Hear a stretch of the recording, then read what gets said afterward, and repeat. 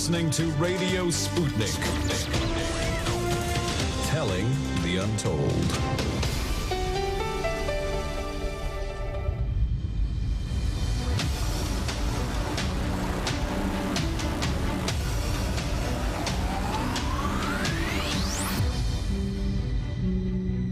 And we are live from America and just outside the Matrix. It is time once again for the show that brings you the truth behind the headlines. I'm investigative journalist Lee Stranahan, and this is The Backstory. And we are back again on a Carmine Monday. As Prince once said, it's just another Carmine Monday. He said manic, but that's close enough. Hey, Carmine, how you doing? No, I wish it were Sunday, because that's my fun day. How are you? There we go. Good reference. Speaking of which, I got to go to Paisley Park. I'm only about 3 hours away from Paisley Park. The studio does tours and stuff like that, Prince's studio, there in Minneapolis. And here in South Dakota, I'm very close, but I haven't gone yet. I really want to go. That reminds me. Oh, dude, you have to. Yeah, because he lived there. Anybody who lives in their studio, that's a little obsessive. We got a great show today. First off, the co-host, you've talked to him before, because you show up sometimes on Fault Lines, correct? I do. Yes, sir. So Jamal Thomas is going to be joining us from Fault Lines, the co-host over there with Austin Pelly. Then in the second hour, are you in any legal trouble in New York, by the way, Carmine? I am not, but I appreciate you asking. Well, but if you were, you know you'd call? You'd call the bail queen of New York. That's okay. Michelle Eskenazi. And Michelle will be joining us. The bail queen of New York will be with us in the second hour, along with, I think, the bail princess of Georgia, maybe? I'm not sure what her official dukedom title is. Tracy Gonzalez will be on with Michelle. And Michelle, they're both with the Professional Bail Bondsman Group. And Carmine, you may know that the bail system has been under attack by George Soros for a few years now. Huge. Part of the criminal justice system being under attack. And so we'll be talking to Michelle and Tracy about that and taking your calls. 202-521-1320 is the number to call. Why don't you do it, Carmine? Do the name of the show. Watch what happens. This is Fault Lines. Oh, sorry, this is The Backstory. By the way, you notice you didn't trick Saul, our multifaceted engineer. The fake-a-rooney did not work. Saul is, you can't play with Saul, man. Right, there's no, but apparently you can play with truckers. Let's talk about the truckers for a second, shall we? Let's start with that. We'll talk to Jamal about this. But you could not have missed the trucker rally that took place over the weekend in Canada, right? No, man, you couldn't huge. have. Huge. But do you know who did seem to miss it? Is the whole freaking mainstream media. Did you notice that? They did no miss coverage. It, Yeah, yes. and it seems like it's the biggest truck convoy in the history of the world. But they still missed it. I would assume it is, and they got no coverage at all. But right? It makes you know, though. If I'm a believer, as you know, Bible and of course some, God, Jesus, and the Holy Spirit. I'm a believer, right? It makes you realize that when the end times happens, the mainstream media is going to play a huge role in being the big brother. There was a time. There was a time where they were, the media was there for the truth and to report on what's happening, and now it's just to stifle dissent and give you the company line. Or they won't even cover the rapture, which would be news. You'd think people floating up to heaven, that would make the news, but no, might not. Now, I'll tell you who did cover it, though, is Justin Trudeau, the leader of Canada. And did you see what Trudeau said about this, Carmine? You know what? I did, and I forgot what it was. I remember something hilarious, though. Well, he accused him of being white supremacist and vandalizing veterans memorials, monuments. Jeez. And he accused him of all kinds of stuff that never happened. Because did you see the people? No, right. But did you see the people that are cleaning up the garbage? No, did you see that footage? No. Would it shock you if some of the participants were picking up garbage after the event? It would not shock me. No, it wasn't. It's not an Antifa rally. No, it was not. Because here's the thing. When you're throwing bottles of urine, which is what they throw sometimes at the police, this goes back to the 60s, by the way, you don't necessarily want to pick it up. You've gotten rid of it. You see what I'm saying? So you don't want it boomeranging back on you. But absolutely. Justin Trudeau came out and said that, again, literally he was just accusing him of all sorts of things that never happened. Now, Saul, do we have the Joe Rogan audio? Yeah, we do. Okay, that's what we're going to go to first. The other big story over the weekend that I'm seeing the media report a little bit this morning is Joe Rogan apologizing, is the way the Wall Street Journal put it. Now, I'll be honest, and we'll play the first little bit of this. About how much of this do we have, Saul? Say that again? How long of the Joe Rogan thing do we have? It's 90 seconds. Okay, 90 seconds is enough to give you a good sense of at least the beginning part. And I thought he explained himself, but I don't think Joe Rogan had a damn thing to apologize for. Do you? Well, no, I don't. Look, listen. When you have 1960s hippies, okay, basically sticking with the man instead of sticking it to the man, I mean, it's, come on. You know what's going on here. And I was saying about the Trudeau thing, of course he called them white supremacists. That's the magic words to discredit anybody. They're white supremacists. It's white supremacist. He's a white supremacist. Nazis. And the same thing's happening here with Rogan, with everybody jumping aboard. I'm going to pull my music and da-da-da. You have to silence this man. These are people that were all about free speech, man, and now they are all about, no, you must listen to the state. The state is good. Big Brother loves you.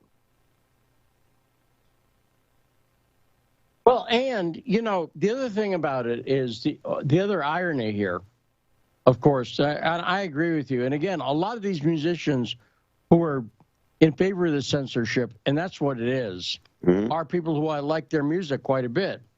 So it's very unfortunate to me that these artists who have really sold out any principles they don't even know what the hell they're talking about. I haven't seen any of them say, this is a specific misinformation that we didn't like. Is it true I don't know what they think. The former CEO of Pfizer or something owns Neil Young's catalog? Is that true? He could, because Neil Young is one of those artists a few years ago, like a lot of these artists, Bowie, a lot of these artists have sold their catalogs. So they don't own their own music anymore. And which makes sense. If you can make millions in one shot and you're older and want to support your grandkids, I guess.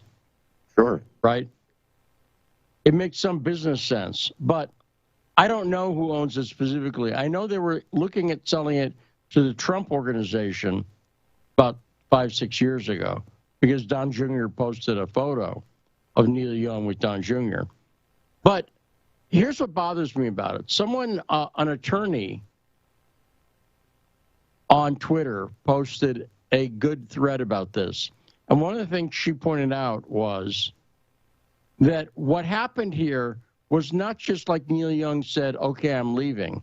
At first, he tried to get Spotify to fire Neil Young. Joe Rogan. And then when that didn't happen, then he pulled what he was saying. So it's one thing and I'm going to pick on Engineer Saul just for no reason. But let's say I went to our boss and I said, hey, you need to fire Engineer Saul. And our boss said, why? And I said, well, he said something and it offends me. And the boss said, well, what is it? Maybe I'll be offended too. And I said, he told me that it had been snowing over the weekend. And my boss said, wait, what are you talking about? There's nothing wrong with him saying it was snowing over the weekend. But it offends me. And he needs to be fired. That would be trying to get Saul fired for no frickin' reason. He didn't do anything wrong. That's about and the Neil long and Young short of was, their argument. Right. And it's literally true because Neil Young was trying to get Joe Rogan fired and Joe Rogan didn't do anything wrong. And then I said, well, if you're not going to fire Engineer Saul, I quit. Well, you know what? At first, this is not the same. If I go and try to get Saul fired first and then I quit in a huff, that's not the same as if I just quit. Does that make sense? Of course not. Like one of them is a bullying tactic where I'm trying to take care of Saul, right? I'm trying to get rid of him. And give a lot of credit to Spotify for not backing down. Well, let's listen to some of this because we're not going to hear it because it's not in the first 90 seconds. But so does Joe Rogan. Joe Rogan did thank Spotify for, and I do give them credit as well because this was a bullying tactic by Neil Young, unfortunately. And so let's hear some of that. Let's hear Joe Rogan talking about this in a video that he played. The podcast has been accused of spreading dangerous misinformation, specifically about two episodes, a little bit about some other ones, but specifically about two. One with Dr. Peter McCullough and one with Dr. Robert Malone. Dr. Peter McCullough is a cardiologist, and he is the most published physician in his field in history. Dr. Robert Malone owns 9 patents on the creation of mRNA vaccine technology and is at least partially responsible for the creation of the technology that led to mRNA vaccines. Both these people are very highly credentialed, very intelligent, very accomplished people, and they have an opinion that's different from the mainstream narrative. I wanted to hear what their opinion is. I had them on, and because of that, those episodes in particular, those episodes were labeled as being dangerous. They had dangerous misinformation in them. The problem I have with the term misinformation, especially today, is that many of the things that we thought of as misinformation just a short while ago are now accepted as fact. Like, for instance, 8 months ago, if you said, if you get vaccinated, you can still catch COVID and you can still spread COVID, you would be removed from social media. They would ban you from certain platforms. Now, that's accepted as fact. If you said, I don't think cloth masks work, you would be banned from social media. Now, that's openly and repeatedly stated on CNN. Now, so there's I thought the most important parts of what Joe Rogan said, that the media, I saw the Wall Street Journal, that's not him apologizing to me, right? I mean, unless there's an apology later. Right. What he's doing is he's explaining that he didn't just grab 2 guys off the street. These guys are doctors with serious credentials, right? So does that mean they're right? No. Does it mean they're wrong? No. But it means it was not irresponsible of him to bring them on. Does that make sense? You know what, though? It does, Lee. It's a broader thing, okay? You're talking to somebody here who is vaccinated, Johnson & Johnson with a Pfizer booster, okay? I do believe the vaccines work. I see the results on TV. I don't know what the long-term effects are going to be of the vaccine. I know what the short-term effects of COVID can be. That's why I got the vaccine. But, I mean, Lee, what is happening to the United States of America, to the whole Western Hemisphere? We used to preach about freedom. We're talking about the Ukraine, and we're gonna protect freedom in the Ukraine. I don't know. How about protecting some freedom here? Because they will destroy you if you don't say what the government says you can say. And they will do your social media. If I say anything to question the vaccines on Twitter, Facebook, my career could be over because I need social media as part of my career. Could be over. Could wipe it out because I didn't support what the government is saying. Tell me that's free speech. Well, and the second point Rogan made there, which is what is acceptable, the official line has changed over time. And I always use this example. You know, people talk about science, the infallibility of science, right?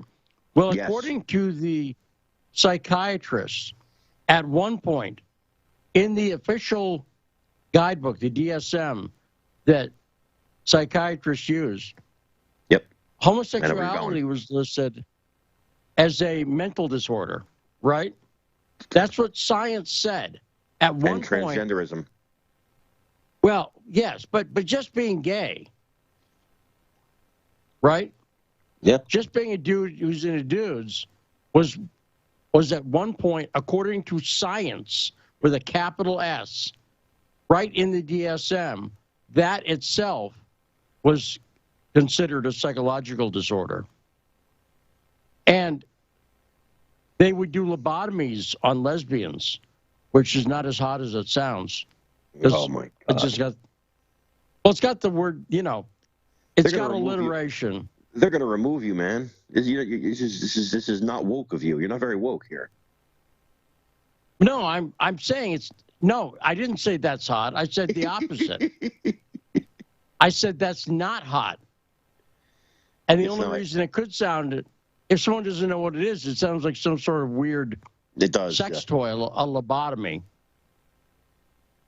That's like a terrifying battery-powered thing, though. lobotomy. It's a terrifying thing. Have you had a lobotomy?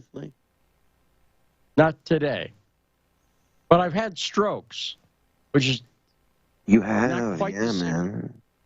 I've had a lot of strokes. Yeah, we got to talk about that at some point. We never really talked about that. I'm stricken.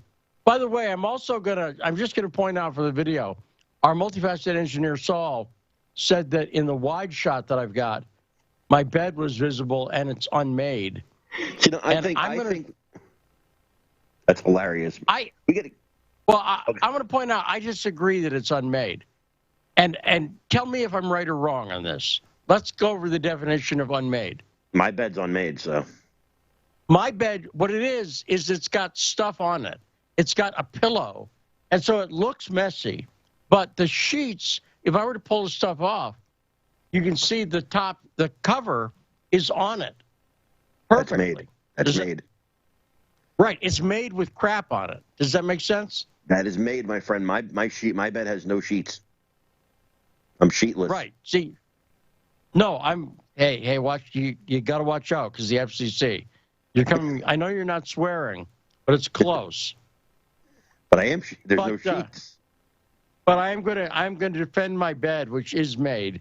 It's just got a pillow on it. And everything. Get me on video but the next camera's week, not man. supposed to be aiming that far. What's that? We got to get me on video next week. If you'd like the ladies to tune in, Sure, I was hoping just the sight of my purple comforter in the bed, because that shows my commitment to eventually going to Paisley Park. But no, we'd love to get you on video. That's not a me decision. That's a Saul technical decision. Saul, what's going on here, Saul? Yeah, we can probably do that. Okay. Yeah. So there we go. Saul says it's possible. All right, man. And that'd be great. Let me work on it. And that would be great. By the way, that'd be awesome. when Jamal comes in, this is the problem. I don't know if YouTube can handle the sexiness of both of you. That's the only problem. It's true. YouTube can handle what? The sexiness. It's a challenge. Sure. Yes. It's a challenge. It could be. Now, let me ask you this, Jamal. I mean, Saul, you know this. When Jamal is on the show, is he coming into the studio or are we getting him on the phone? We're getting him on the phone. Okay. Because he does work there, and he could have hung around D.C. He hosts a show early in the morning, but we'll have him on the phone. And he's got a video set up at home, but I assume that's not going either, right? No. Okay. Basically, there's a, not to get too technical, we just have to set up a video feed and then be able to switch it. That's it. It's not that complicated, but I just have to make sure it works. Yes. Very cool. Good luck. Now, speaking of very cool, I was on the Alex Jones show today. I did about a half hour, about 40 minutes with Alex about an hour ago, and it was a good appearance. But you know what's weird now that Alex has been banned and deplatformed every place? I don't know. My girlfriend Danny was saying, "How do I watch this?" And I said, "I don't know," is what I said, because I don't. It used to be I'd say, well, go to YouTube or wherever. You see what I'm saying? Now, in this age of censorship we're in, but I was happy to go on to talk about Russia and Ukraine with Alex, which is always fun. And it was a nice... What's that? You know what concerns me a great deal, Lee, is that I've been screaming this from when Alex Jones got deplatformed. I don't agree with Alex on a lot of things. I don't. I think that, whatever. I don't agree with him on a lot of things, but I agree with him on some things, okay?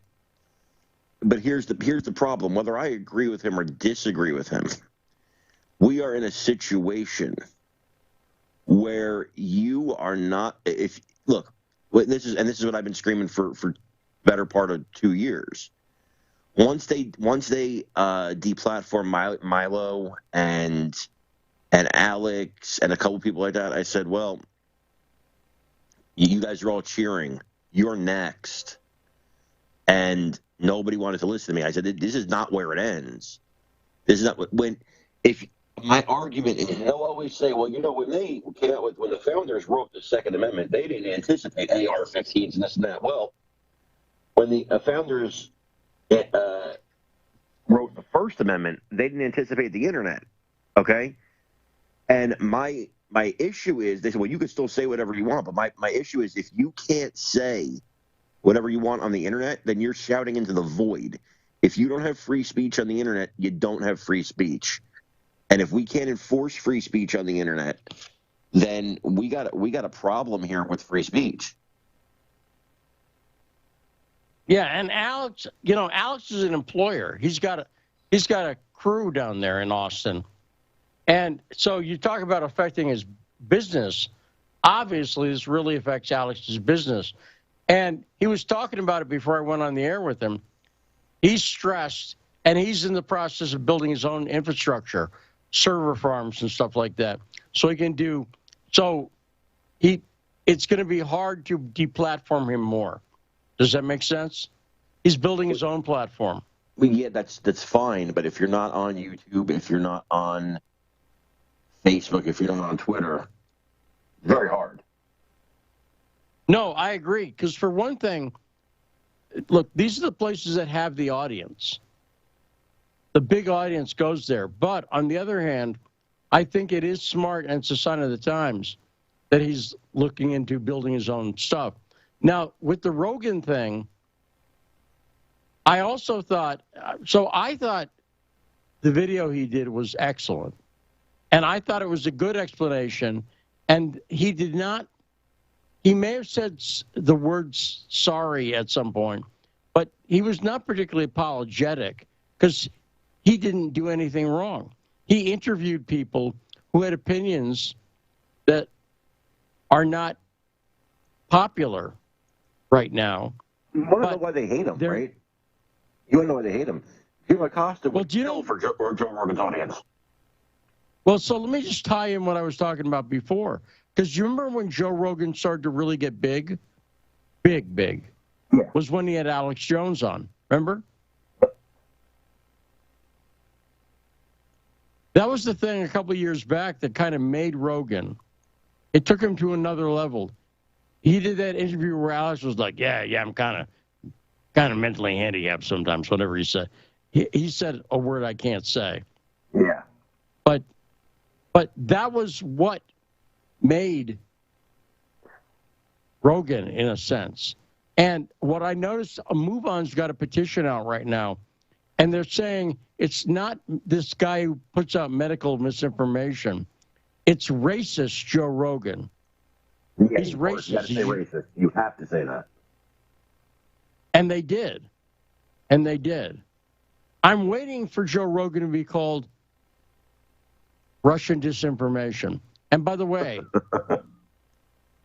if Rogan's producers are listening, right here, you're looking at the guy who's perfect to go on your show and then get you labeled as Russian disinformation, because I host a show over here at Sputnik. Oh, sure, I've gotten that. I've gotten that. And you know what I liked? Oh, did you see Saturday Night Live's cold open this weekend? That's the other thing I should talk about. I read about it, didn't see it, but I find it hilarious that you have a guy who is probably literally senile in the White House. The most ineffective and really waste of a vice president in history.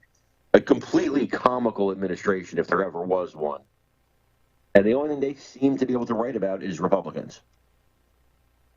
Well, in this case, it was Russians, too. The cold open was called the Russian Disinformation Cold Open. And I talked about this on Twitter last night. But I think they have a political motive. What they're trying to make it seem like, the joke of the opening was that Russia's putting out disinformation to trick Ukraine. Now, that's a weird premise to anyone, because there's nothing like that remotely going on. And so it's not even a parody. It's just they're making up stuff.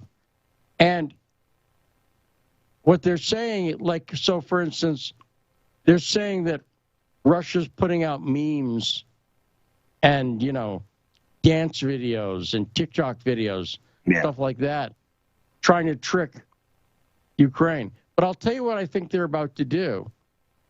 I think they're using it as a way of saying that the reason Zelensky, who had this disastrous phone call with Biden on Thursday, where Zelensky, the guy who's the head of Ukraine, was saying, hey, we don't think Russia's going to invade.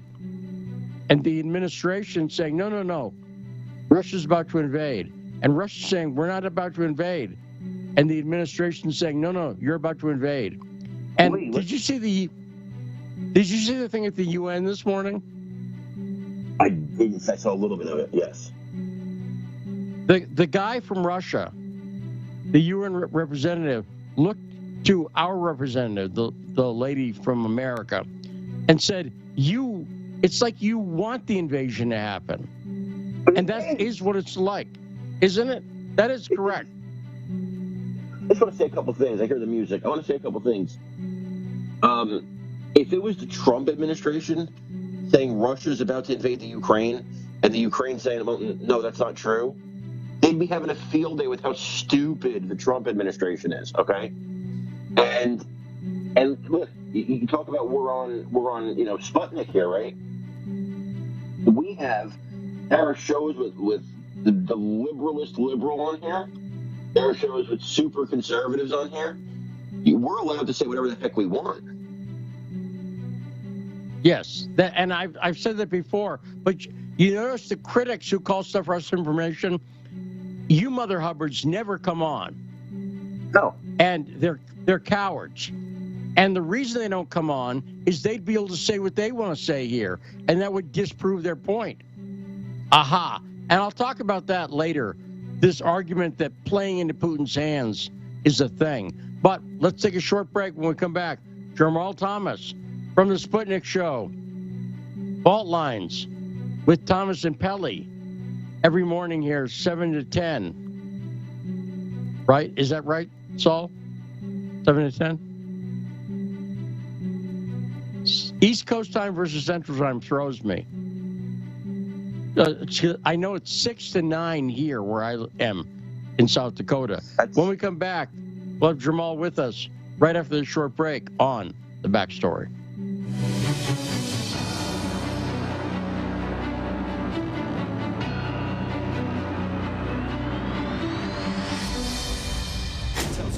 Want to talk? Get in touch with us at radio@sputniknews.com. So, Sean, what do you want to talk about today? Well, Bob, that's easy. I want to talk about the need to stop the development of self-driving cars. Again, Sean, you're driving me nuts. I think the self-driving car thing's already out of the gate. No. It's never too late. See, now the leading experts in the field, I mean, just pick one, whichever one, leading experts have repeatedly warned us about the dangers of artificial intelligence. Look, I'm telling you, man, we have to stop the robots by any means necessary. I see what you did there. Yep.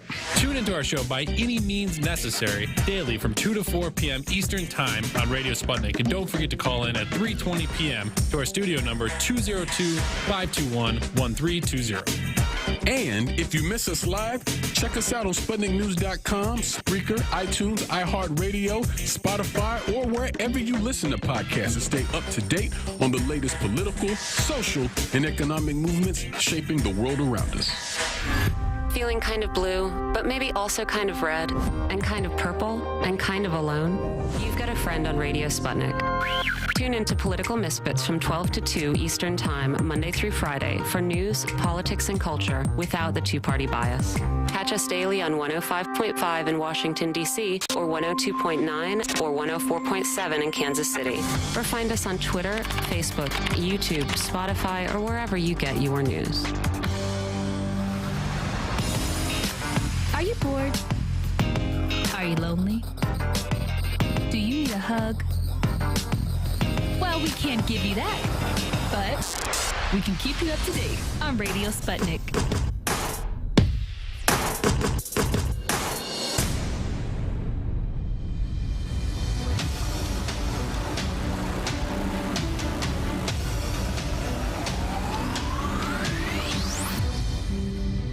And we're back, 105.5 FM, AM 1390 in Washington, D.C. It's Carmine Monday. The great Carmine Sabia is joining us as co-host, as he does every Monday here for the past few weeks at least, on The Backstory. And joining us now, the co-host of Fault Lines with Thomas and Pelly in the morning, Jamal Thomas. Hey, Jamal, how you doing?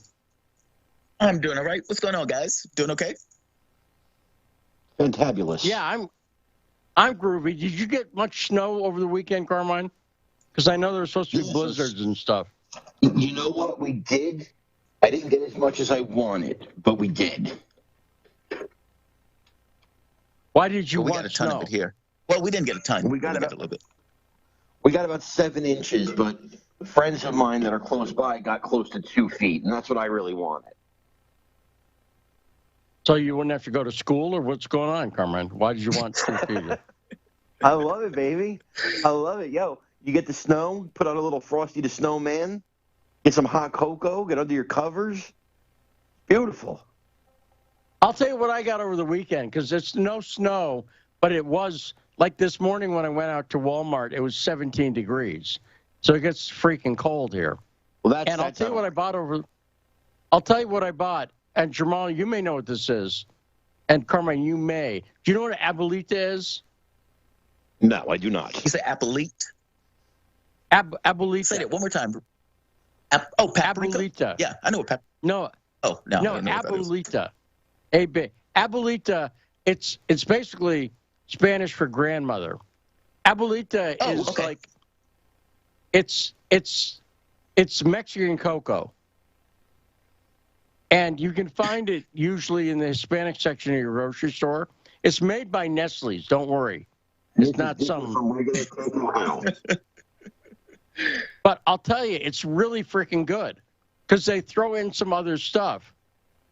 It's not just chocolate. Like what? It's very good. So I got a little bit of that over the weekend. But now, let me ask you, because I don't know if you know this, Carmine, but Jamal, how many countries have you been to now? You've traveled a lot, right? How many countries? It's maybe 20, might be a little bit more. Give or take. 20. Yeah, give or take what? Give or take. Give or take 1 or 2. Like off the top of my head, I'm sure. Let me see. I haven't even 20 counties. Say that one more time. I didn't hear the last one. I said I haven't even say it been again. 20 counties, man. No, yeah. And by the way, we have a really bad connection. Because we have a bad connection with Carmine. Do we? Engineer Saul, should we do something? Okay. That's overly technical, but it worked. Yes, absolutely. This is why Saul is multifaceted. So let me ask you a question. Yeah, I was saying I haven't even been to 20 counties yet, man. Never mind countries. I was going to say, the reason I say give or take how many is a lot of people, if they say, I've been to 20 countries, give or take, and you say, give or take how many, the answer is 19, right? So, but with you, it's give or take 1 or 2. So you've been to about 20 countries. Let me ask you this, Jamal. You've been to Germany, right? Yeah, love Germany.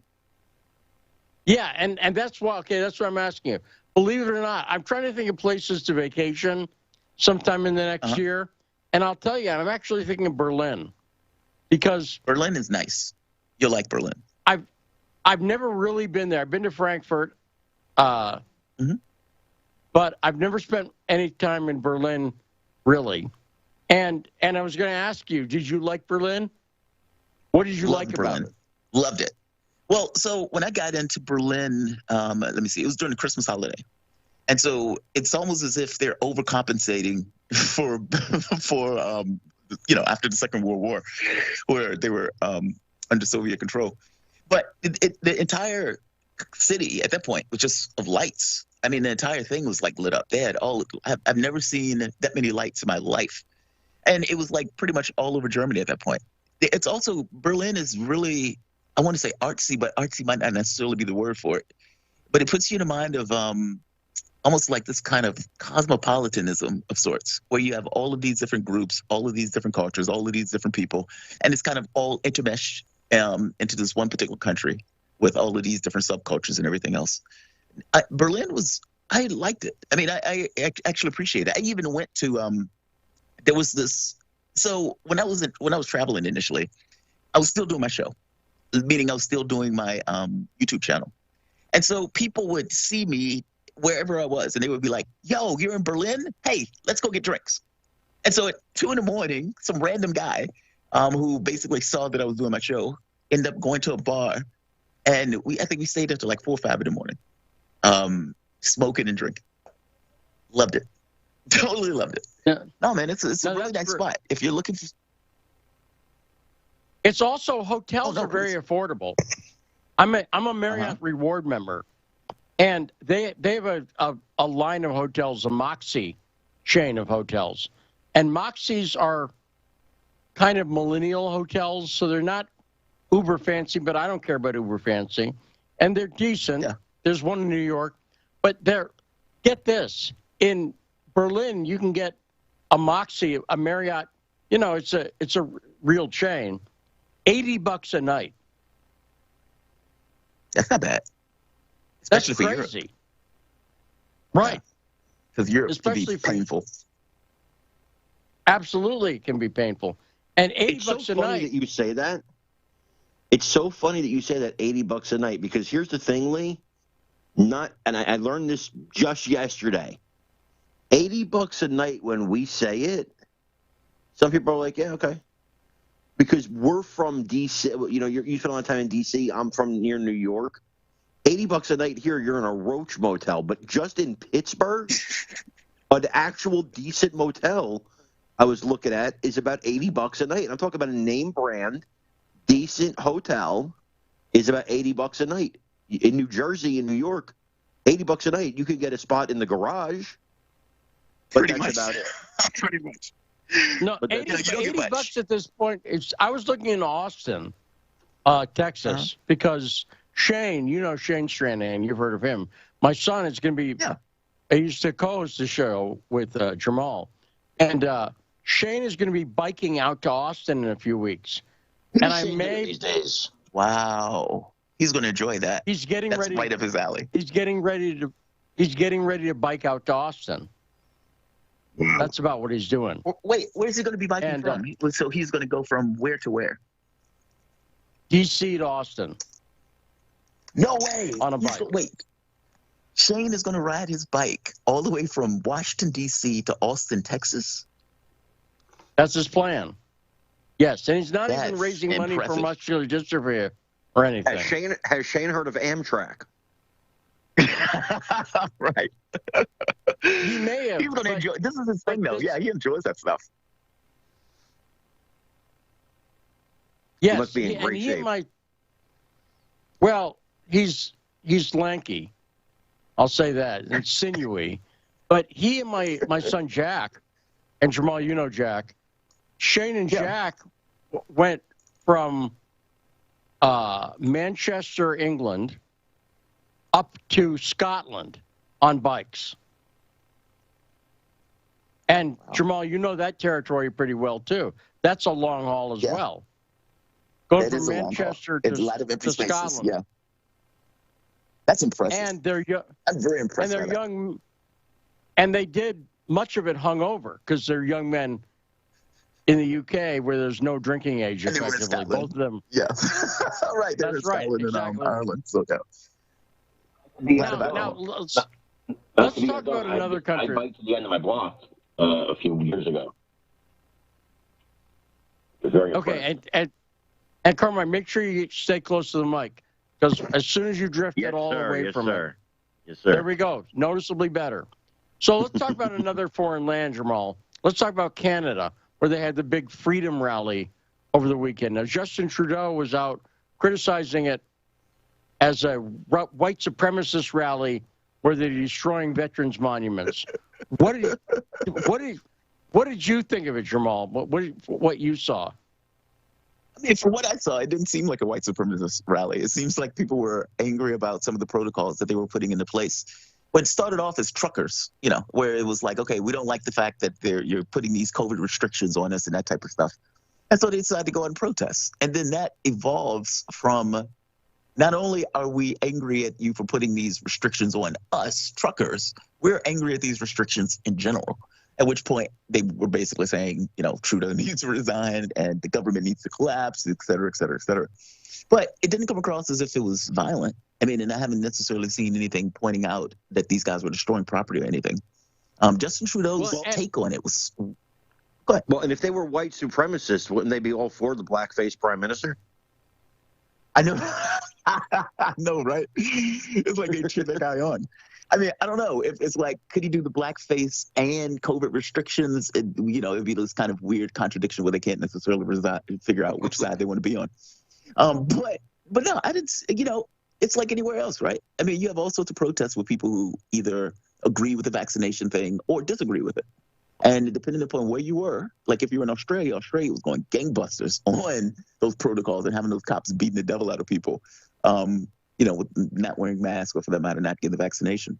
But Canada, it's just like anywhere else. That doesn't necessarily mean they're white supremacists. If anything, what it sounds like he's trying to do is this kind of association thing. Kind of like where in the United States where they would say, oh, that guy's racist, sexist, and bigoted, and he hates puppies. Yeah, he hates puppies too.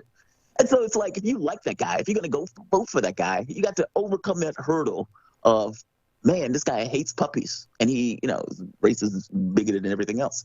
Justin Trudeau is basically trying to cast this kind of weird, wide net where you can create one association with this group and transfer it into an association that's that much worse. And so, yeah, for him, that's the argument I think he wants to go with. The reality of it is people just disagreed with the COVID take. And, wherever you are, you're going to get that group, especially if you're putting in policies that group feels they're aggrieved by. I don't agree with that group. By the same token, call it what it is. It doesn't necessarily mean that racist is a bigoted. What do you disagree with? Well, you mean the COVID policy stuff? Yeah. Look, for vaccination requirements, and it depends. Canada is a little bit different than the U.S. Canada in Quebec, for example, they've started putting in like taxes on people who are unvaccinated, which it goes into a whole nother conversation on this notion of universal health care that could be ripped away from you when the government disagrees with your policy. But in the United States, I am, maybe 52-48 on the mandate vaccination stuff. I'm greatly uneasy with it, even though I get that I would argue on some level is probably necessary. But Canada's, I don't know, they're different with that stuff. They've gone, it seems, a little bit further than we have in regards to some of the mandates and some of the policies that they're putting into place. Well, also, part of the problem was the people who were upset about it was the truckers, because the truckers were saying, we're truckers. Why are we getting this mandate for wearing masks and vaccinations when we don't deal with the public? We're in a truck. Like we're in a truck 10 hours a day. Yeah. Right? That's what they do. That's why they're called truckers, because they're in a truck. They're kind of sealed off from people. And I think that is part of the, I mean, do you agree, Jamal, let me put it like a question, that that's kind of stupid? Where you've got people who aren't dealing with the public? I'll put it this way. I wouldn't call it stupid, but I get the logic of it. Meaning I get their argument. Their argument is merit to me. Like, it's like, dude, I'm in a truck all day. How many people am I actually engaging as I, go about my life? Also, there's a secondary part, too, that, look, whether you're vaccinated or not, you're still susceptible to, transmitting Omicron.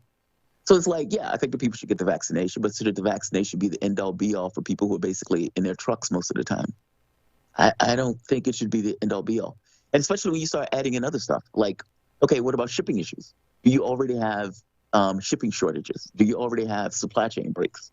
And it's like, what is that going to look like now that you're adding truckers into the mix on this, when truckers seem to be one of the least likely transmissible, to be spread, especially since most of the time they're in their trucks. I mean, don't get me wrong, though, it's not like they stay in their trucks forever. I mean, at some point they're going to go into stores, they're going to go into restaurants, they're going to go into, convenience stores as they go from point A to point B. If they're going to cross the border, they're going to be going into various stores across the border in somebody else's country. So that's why I say I don't think it's necessarily stupid to be like, all right, look, we are uncomfortable with you being running around unvaccinated. By the same token, if the overwhelming majority of the time they're spitting in their trucks, I guess my point is I get the merits on both for something like this, especially for this one when these guys aren't public facing for the most part. Well, now, and speaking of uncomfortable, let me just give, because we're like our engineer Saul, we're a multifaceted show. We cover a variety of topics. I'm going to give some dating hints. Now, Jamal, you're married, correct? Yeah, ish. What? Jeez, we're getting a divorce. Yeah. Oh, I'm sorry. Ish. That's it. Forgive me. No, you're fine. So, we're separating. In fact, speaking of it, I'll be moving to D.C. This week. Oh, wow. She's moving back to Richmond. Yeah. Well, right. So she didn't take the kids and flee to South Dakota, I guess. Yeah, she's not going to South Dakota. No, that's so. And I'm sorry because I was just trying to make a stupid joke about something else, and I was going. You're fine. You're fine. You didn't know. I'll give you, if you're going through something like that, then I'll give you some advice, dating advice, Jamal. Not that you need it from me, but a friend of mine went. It's been 10 years. Give away. Okay, so a friend of mine went out on a date, and Carmine, listen up, because you're, you like the ladies. So a friend of mine went on a date with a guy over the weekend, and it turns out that she found out the guy is living in his truck. He's on the West Coast. And let me just tell you, that does not impress the ladies as much as you might think it does. He did not get to first base. So I'm just saying, you saying you have an apartment in D.C., Jamal, you're going to do better with the ladies than if you were, let's say, I'm living in a truck. You see what I'm saying? I do see what you're saying. But you'll be surprised. There's some women out there who a truck is sexy. I mean, what kind of truck is it? Is it like a high-class truck, or is it just a regular truck? I mean, if you give up your house to live in a sexy truck, that may work. Homie, he's living in the truck. I'd be like, that guy's artsy. He's living in the truck, homie. And I'm just saying, anyone who's living in a truck and any woman who finds that sexy probably has a side relationship with Hunter Biden, if you follow me. That's all I'm saying. And it's a semi-financial relationship. That's Russian disinformation. The Hunter Biden thing. Now, what about that, Jamal? Because you're obviously, as part of Radio Sputnik, you must have seen this report that the government put out last week talking about Russian disinformation and the channel we work for, Sputnik. Now, talk about that. How does it make you feel when you see, because I talked to a couple of people who work for Russian-funded media, perhaps not just Sputnik, someone over at RT as well. And you know what? This is laughable to everybody. We were just talking about it with Carmine. Carmine notices that even as guest co-host, he's never told you can't talk about this. But how do you feel when you see something, when you see your government telling you that you're part of a disinformation network? Can I tell a quick story about what I tweeted to you, what I texted you the other day after my first appearance? Go for it. Do you remember the question I asked you, Lee? Yeah, go for it. Yeah. Okay. So I texted him the other day and I said, basically, what are we allowed to say about this, Russia? Because I'm new here, right? What are we allowed to say about the situation with Russia and the Ukraine and all this stuff? And then basically the answer was, you say whatever you think, whatever you want. Which I was like, oh, okay. I mean, that is true. I mean, like people outside looking in, people are like the mainstream. I'll just say it this way. It's aggravating. It's aggravating.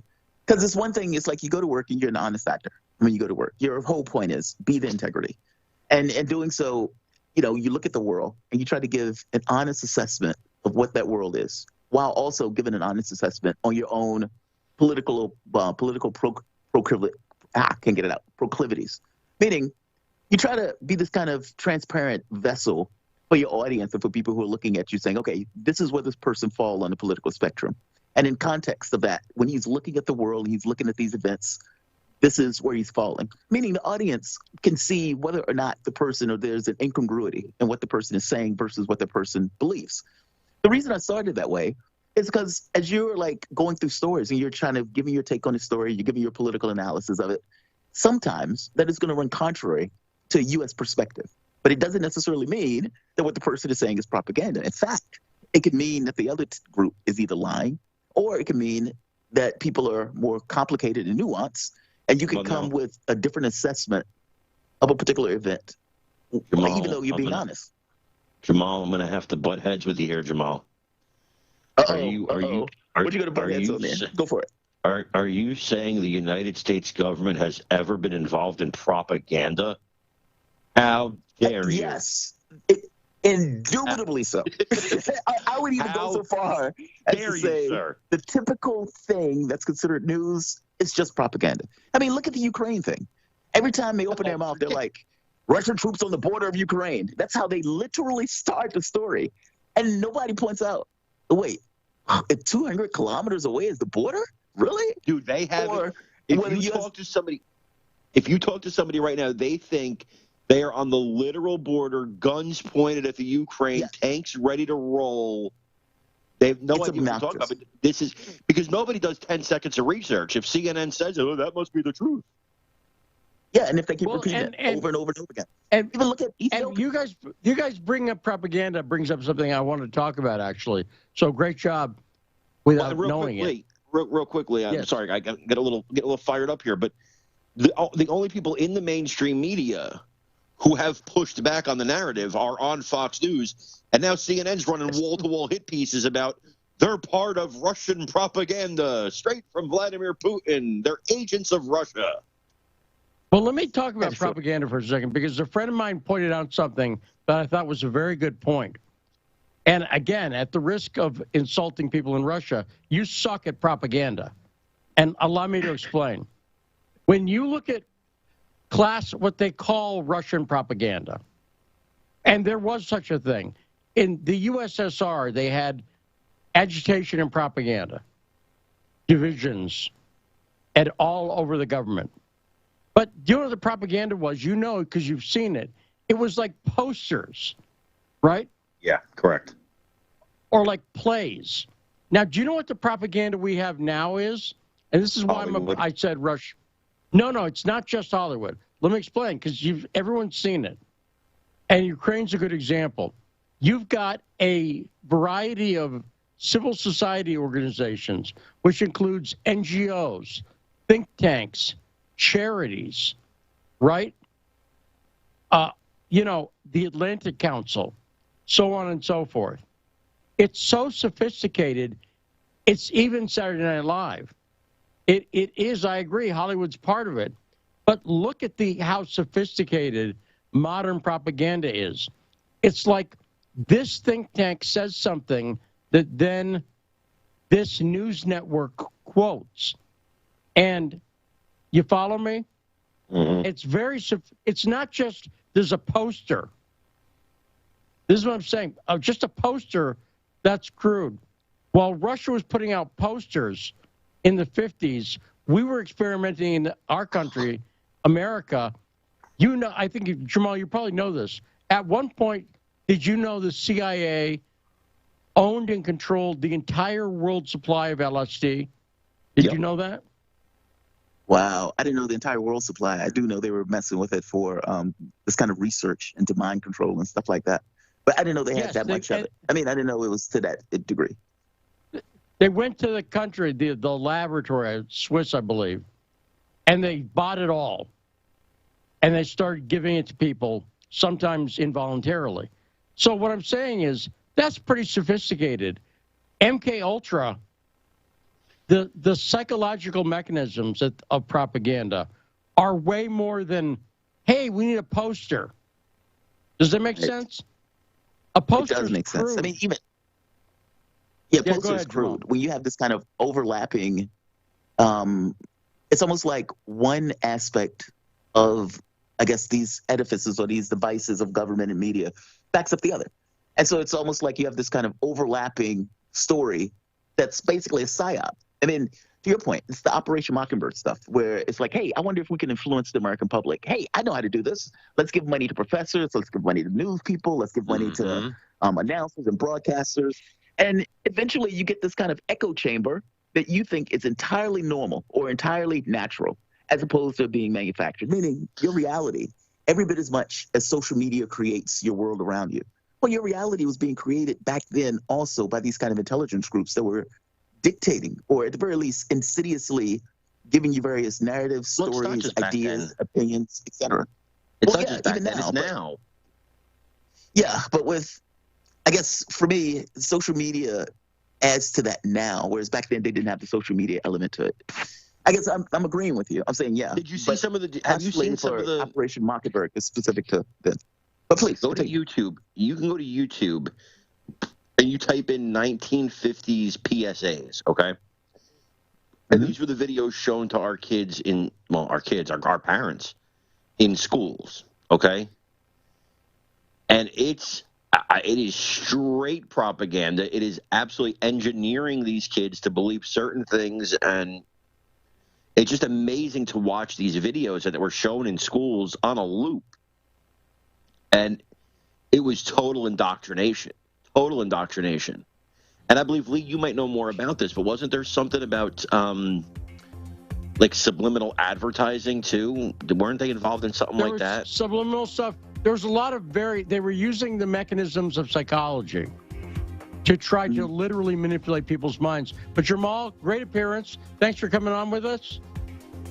And stay out of the snow if you can avoid it, even though Carmine may have a snowball fight or something planned. I'm not sure what he's got going, but watch out for that. Jamal Thomas is the co-host of Fault Lines with Thomas and Pelly every morning, 7 to 10 a.m. right here on Radio Sputnik.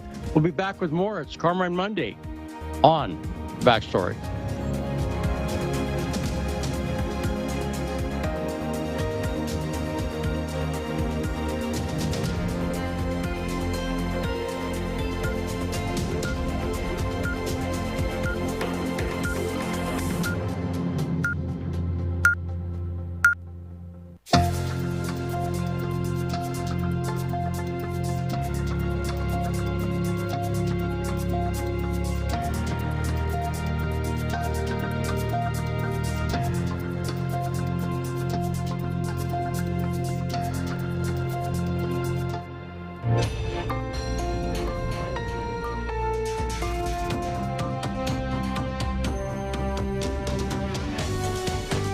listening to Radio Sputnik. Telling the untold.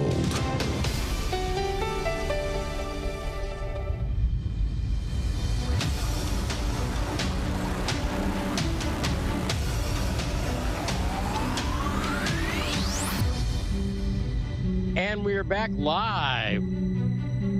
It is Car 9 Nunday. I'll explain that in a second. On the best damn radio show in the world, it's The Backstory. Now, the reason, Carmine, the reason I said it's Car 9 Nunday. I know. Is what? Go ahead. Embarrass me. Go ahead. Because you spelled the Janal instead of Jamal. Right. What happened is this may be why they don't have too many legally blind people doing graphics. Because I am legally blind. That's why I don't drive. And I'll say this, too, not to whine too much, but those strokes, they affected the back part of my brain. And my vision, I was already legally blind, and my vision's gotten worse since the strokes. But also, the M key is right next to the N key, correct? I'm looking at a QWERTY keyboard. They're right next to each other. So this could be a matter of my typing as well.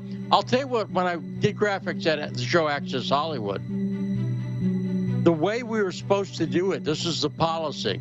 We were not supposed to ever type in anything. We were always supposed to copy and paste it. Because Louise was the guy who was our graphics coordinator in the show. He would proof the email. So if it was like Britney Spears or whatever, you weren't supposed to type in the words Britney Spears. You'd copy, you'd select the text from the email, copy and paste it. And that way, you knew where the problem was. If it was misspelled, whoever did the emails didn't do their job. Does that make sense? So I didn't do that. I should have done that.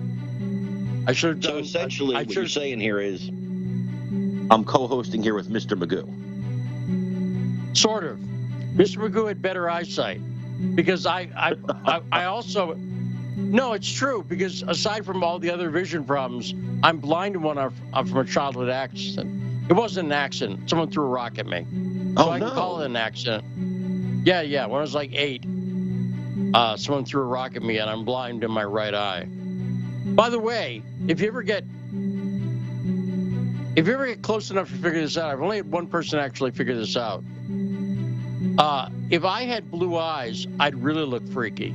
But because my eyes are dark brown, my pupil on my right side is gigantic. All the time. It's always dilated.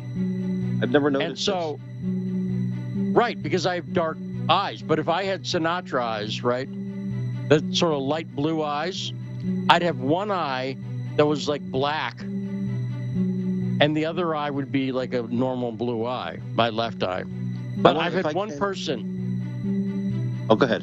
Wait, no, go ahead, Carmine. I was going to say I wanted to give a shout out to my friend Joe Rotunda, who's listening right now. So, hi, Joe. Okay, there we go. Want to thank Jamal Thomas. Not Jernal. But that's the way it's spelled right now.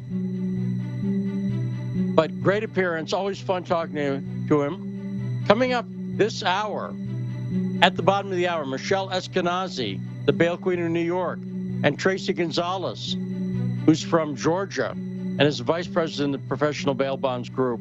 We'll be talking to them. Soros will come up again, I guarantee you in that, Carmine. I was told I was anti-Semitic if I criticized Soros, so. Yes, well, you're not, so criticize him. and we'll talk about that in a second right here on The Backstory. Sharif, I see I'll get to you in just 1 second. I'll mention one thing about this. So we had Yakov Shapiro on. That was fun, right, Carmine? Loved it, man. Yakov? So if you'd said, and I said, well, was it fun being on with Yakov? You said, no, I hated that Jew. That would be anti-Semitic, right? Correct. And here's the thing. Yakov is Jewish. And what I mean by that is first off, he's not an atheist like Soros. Does that make sense? Yeah, I'll put it like this, Carmine. If you knew somebody who was raised Catholic, let's say, but now they're an atheist, would you call them a Christian or a Catholic? No, I would not. Right. You could say a former Christian or former Catholic or whatever, but they're not a Catholic or a Christian because of the atheist thing, right? Well, you can't be, and you can't be a Jew if you don't believe in Judaism. No, that's right, and that's Yakov's point. Is when he sees someone like Soros who is an atheist, and again, he has every right to be that. Be that, go that. If that's who you are, do it. But it is. They say if you criticize Soros, it's anti-Semitic. No, it's not. If you criticize that Jew Soros, that's anti-Semitic. Does that make sense? Correct. And then you can tell anti-Semites because they tend to blame stuff on Jews, and they say it in a very derisive way. Have you noticed that? That's the standard I use. Hey man, did you see Nazis trending this week? Yeah, but I'm sure not for the right reason. Like there's Nazis in Ukraine, which there are. There are. I pointed that out a week ago on Twitter, but no, Nazis was trending because 20 fat white guys, there's about 20 of them, were on some street corner somewhere, and I'm not convinced entirely they're not FBI agents, talk about, white power this and Hitler that, and Nazis trending #1 on Twitter. And to my point to Peter Dow, who, of course, then took a shot at me, but he's a propagandist of the highest degree. He's the one that got it trending. My point was, nobody would have known about these guys. Their propaganda wouldn't have gotten anywhere if you didn't get them to trend #1 on Twitter. They'd be shouting into the wind. And anybody, all they have to do is look up the Azov Battalion, AZOF Battalion, on AZOZ. YouTube. Look up AZ. What? It's AZOV, I believe. Saul? Yeah, well, you know what? I've seen it both. You're right. Okay. It can be either way. Look it up either way. And, it's one of those things because the pronunciation, the spelling, when you go from Ukrainian to English, when you leave the Cyrillic style alphabet and head into a different one. But look that up. Look up Azov, and you'll see they're avowed Nazis with the iconography, with the flags, and they did their big event, Young Flames. Did you see that event? I did. And they're not, the media will try, if you bring it up, the media will say, well, that's a fringe group. No. This is part of their actual military.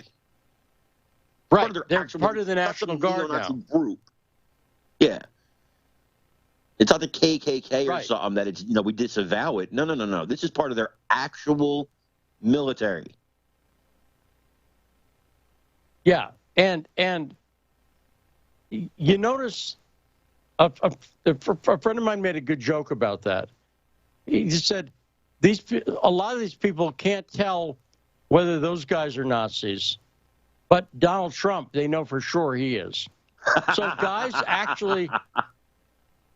guys with Nazi banners who talk about white power. You can see one of the spokesmen for the Azov Battalion. It's a woman. I forget her name. A young woman. And she said what they were doing over there was trying to preserve the white race. That's what they said. They're very, very clear on it, on what's going on. But the guy who they're clear on is Trump. What do we have for a clip, Saul? Canada funding Ukrainian Nazis. Yeah, let's play that. I want to play this clip. This is from a video I found on YouTube. This talks about this topic. Then we'll come back and we'll go to Tarif. Go on, play that, Saul. Rubbing shoulders with organized far-right militant groups that have, that are very open about it. I mean, you could go right now and view on YouTube their videos of their trainings. They're very forward symbolism. They're not hiding this stuff. Canadian diplomats and soldiers in Ukraine took an unusual meeting in June of 2018, one that's now coming to light.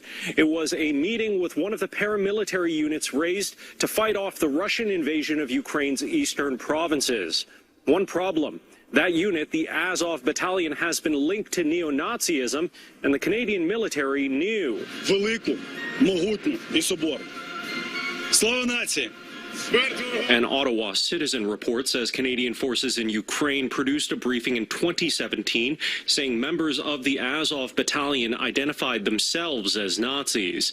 But the June 2018 meeting happened anyway, with a Canadian forces colonel and diplomatic staff attending.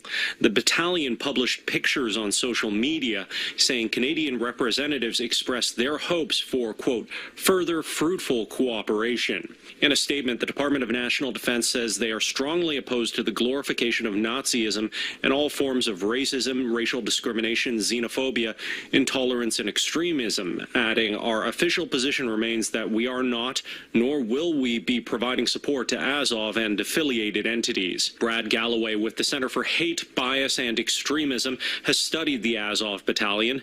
He says that while some neo-Nazi groups prefer to be discreet with their imagery, the Azov Battalion is more forthright. German news found members of the unit sporting SS symbols and swastikas, and Azov prominently places the wolf's hook and black sun, two symbols favored by the Nazis, on its crest. Maybe there's a wing of them that want to tone it down a little bit so it's playable in North America. That could be one aspect of it, but I think with the way they're doing things over in Europe, I think it's as advertised. Galloway says what concerns him most is the Canadian government underestimating the reach of groups like the Azov Battalion.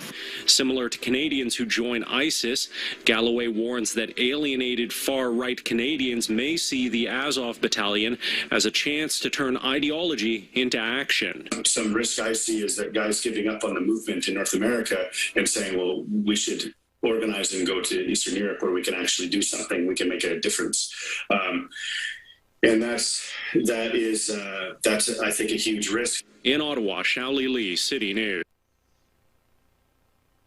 Now, I want to point out, too, that it's not maybe.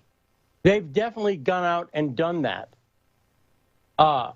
They have people from the United States, I know, for instance, because there were indictments about this, and Christopher actually talked about it in front of Congress, have gone over to train with groups like the Azov Battalion in Ukraine and groups affiliated with them.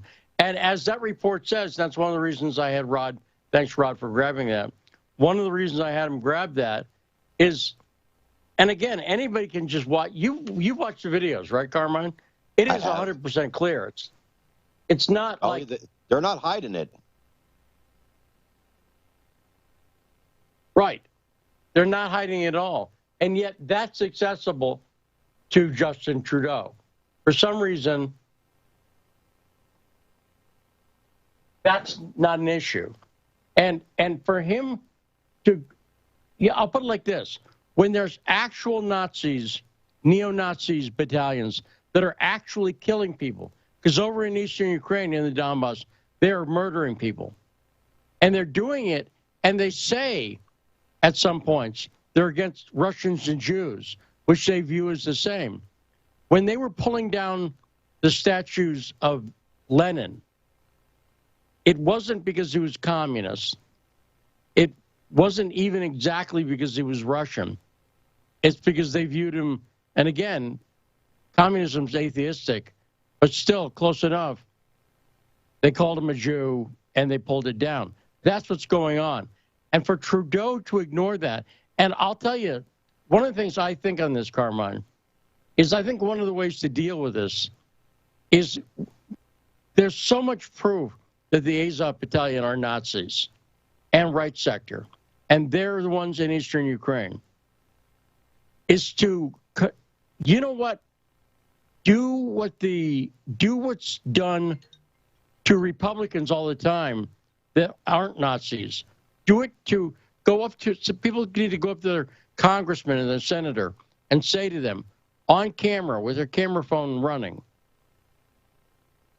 do you support the Nazis in eastern Ukraine?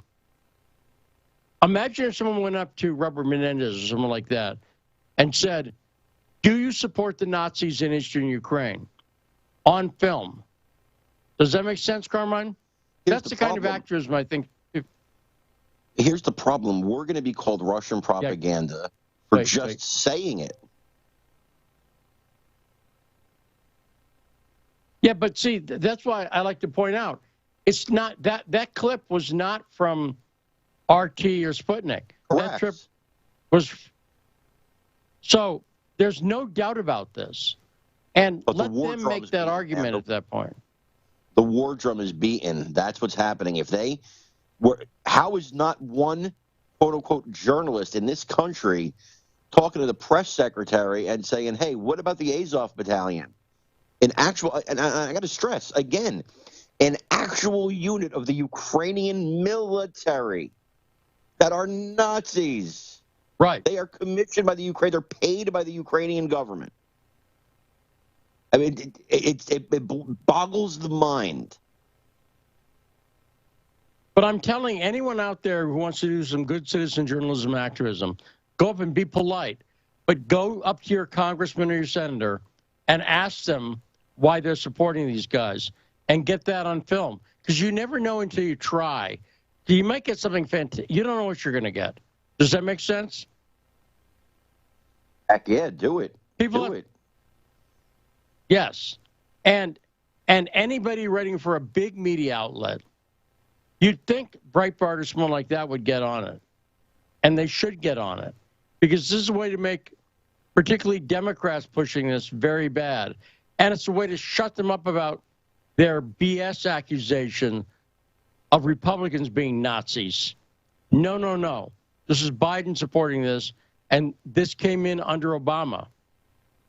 And there's not a single Democrat who's going to say anything about this. But I'd like to see that, and we're not seeing it. 202-521-1320. Let's go to Tarif. What is on your mind, Tarif? Thanks for waiting. Thank you, gentlemen, for taking my call. First, I'd like to say free Julian Assange, free Dunginger, and hashtag no more. I have two comments. My first comment is dealing with Germany and France. It seems like I was listening to Alice McCurry. He was talking about Macron has been in talks with Putin, and they're talking about a European, dialogue dealing with security maybe sometime in the future, as long as Germany come along, things of that nature, and have a German politician that's head of a German group that's conservatives that want to work with the Russians as well inside Germany. He might not be the chancellor, but he got a lot of pull. And also Orban from Hungary is meeting with Putin tomorrow to talk about different interests and trades and things of that nature. And my second comment is dealing with they had a report that Israel throughout the weekend had bombed Damascus or some parts of Syria.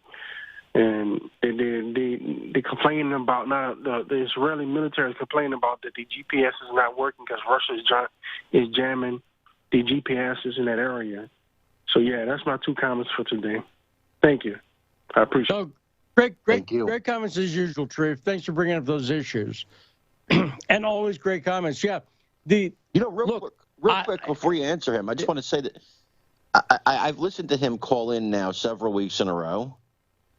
And this guy knows his stuff. Like, he follows world news, man. I mean, he knows what's going on everywhere. No, he really does. No, Tarif, again, we're very lucky. We have great callers. And, did I miss Brave? Is that what happened? Saul? Did he call in during Jamal's segment?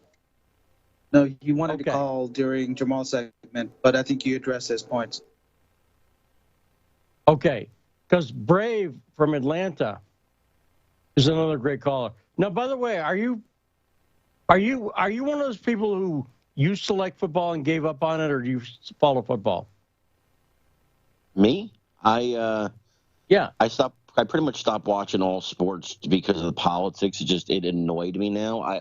Of course, I'll watch the Super Bowl. I watched a little bit of the playoffs yesterday. Go Bengals.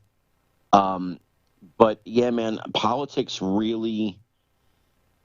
I tried to ignore it for so long. It killed the fun of sports for me. It killed it. Well, no, and that's why I asked it that way. So we get the Bengals versus the Niners, right? And Rams.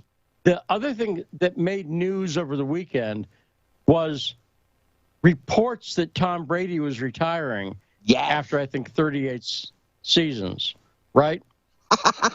Yeah. But then it turned out that it was a little premature, right?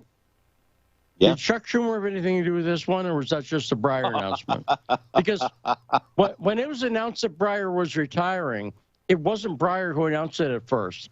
He eventually did go and formally announce that he's retiring. But I made the joke over the weekend that Joe Biden's thinking of replacing Tom Brady with a black woman. That's possible. Yes. Yeah. And if it's Whoopi, she'd make a good middle linebacker at this point. But I'm just saying.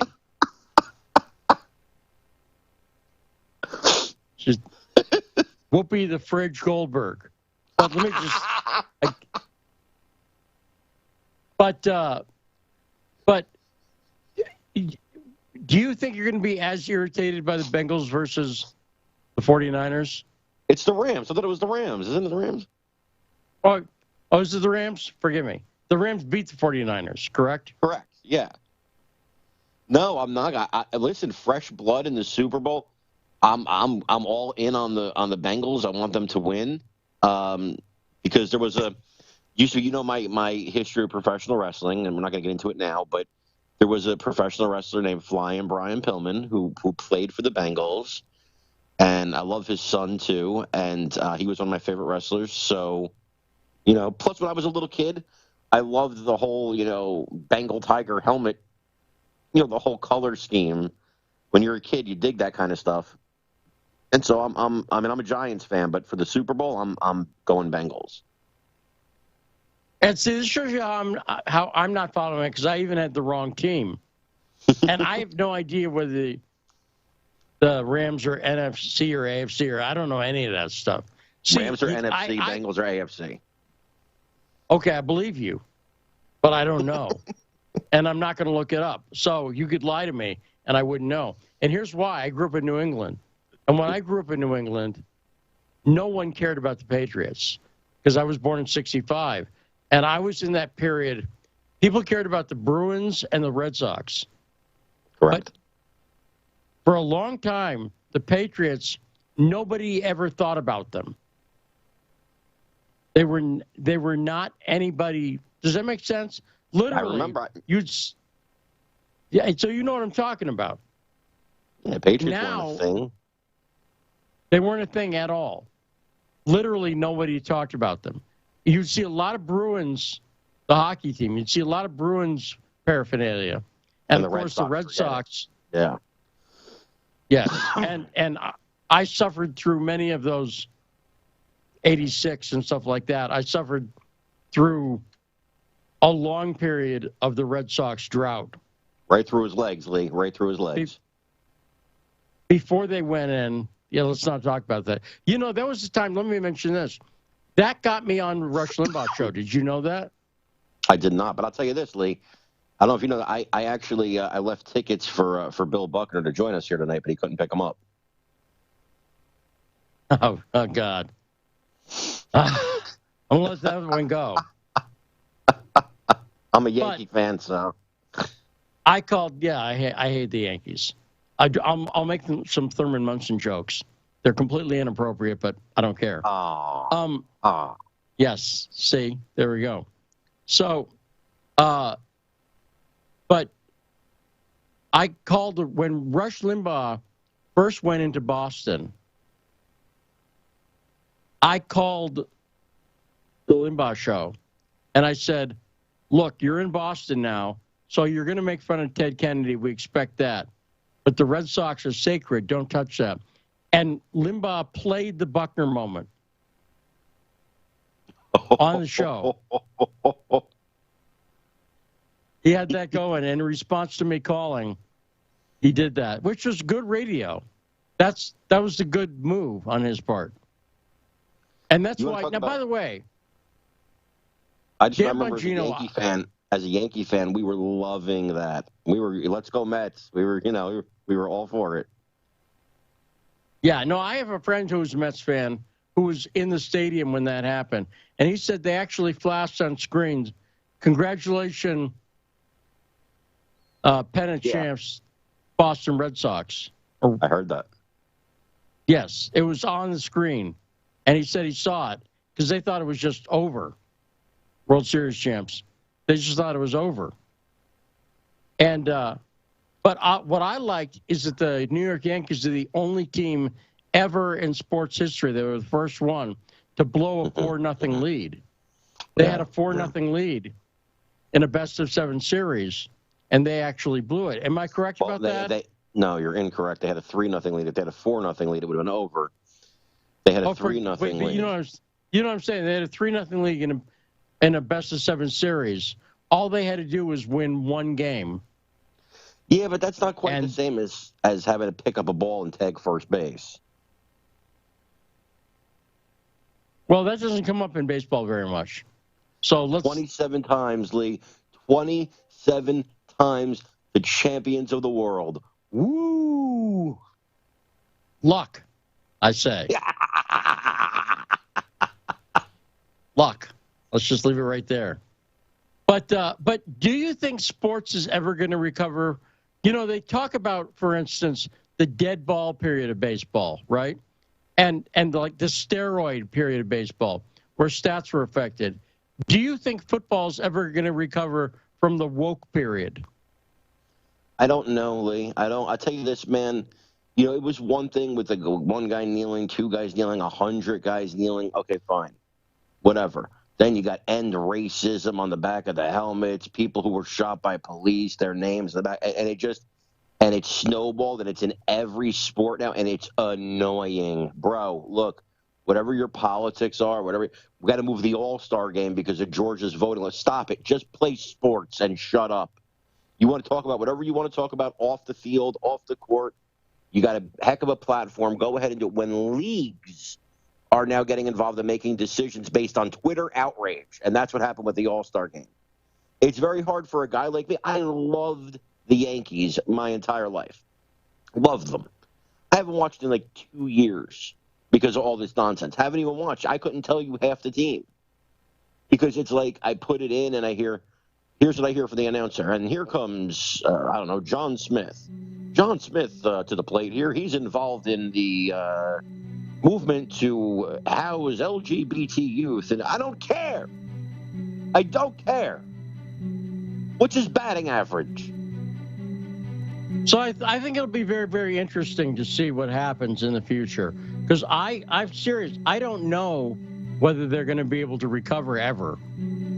I think the woke period that we've had the past few years may have really put such a dent in professional sports that it's going to be hard to go back. But we'll see. Now, let's take a short break. When we come back, the Bale Queen of New York will be joining us. She's probably not a Red Sox fan, is my guess, because Michelle's not, but I love Michelle, and so I don't want to get into it with her because I'll be outnumbered at that point. Yeah. The Bale Queen of New York, Michelle Eskenazi, and Tracy Gonzalez from Georgia will be talking about Soros and the effect of bail reform on crime in America. Coming up right after this on The Backstory.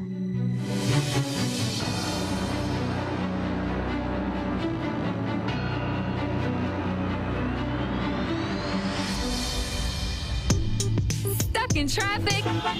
No problem. Stay informed. Stay tuned to Radio Sputnik on 105.5 FM or 1390 AM in the Washington, D.C. area. Need more? Follow us on Facebook or check us out on SputnikNews.com. They're bringing drugs. They're bringing crime. Like beer? Yeah, we drank beer. Whoever's in charge, and I want the report. Let's talk about that. Discussing all the controversies and news across the disunited states of America. Tune in to Fault Lines every weekday from 7 to 10 a.m. Eastern, only on Radio Sputnik. In a media landscape filled with so-called journalists acting as stenographers for their billionaire bosses, there is a desperate need for news, analysis, and perspectives that buck the status quo and get to the heart of how domestic and international events impact you and me, as well as showing how we can get involved in the struggle to change that status quo. Check out By Any Means Necessary on Radio Sputnik, Monday through Friday from 2 to 4 p.m. Eastern, to hear the stories and voices that mainstream media refuses to tell you. And join us as we connect the political, social, and economic movements shaping the world around us. That's By Any Means Necessary, Monday through Friday at 2 to 4 p.m. Eastern, right here on Radio Sputnik. Hi, I'm political analyst Garland Nixon. And I'm political scientist, author, and nationally syndicated columnist Dr. Wilmer Leon. We're the co-hosts for The Critical Hour, airing Monday through Friday from 6 to 8 p.m. Eastern Time here on Radio Sputnik in Washington, D.C. We close out your day with a thorough and hard-hitting analysis of the day's top stories, where we bring in brilliant scholars, authors, and investigative journalists from around the world. And on Fridays, it's panel time, when we do a roundup of the week's most important issues. Join us to keep up with the world's top stories. Enjoy an in-depth analysis. And have a little fun along the way. Listen to our show, The Critical Hour, Monday through Fridays on Radio Sputnik.